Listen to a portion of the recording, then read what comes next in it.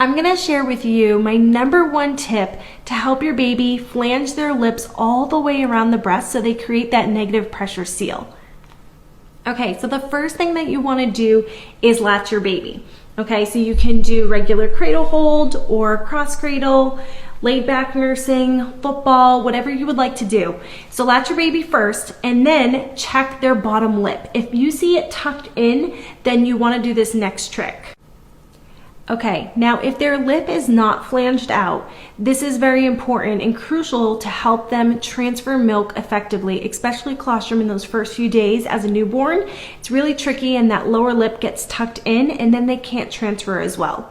So what you want to do is you want to take your pinky finger and reach in the notch of the chin on your baby, and you're gently going to pull it down for 2 to 3 seconds and kind of hold it there, and that should flip that lower lip out and make them have perfectly flanged lips around the breast tissue, which then creates a negative pressure seal like a vacuum, and that's how they're going to pull more breast tissue into the back of their mouth and they're going to effectively nurse. And you should see good chin movement all the way up the side of the jaw up to the ear.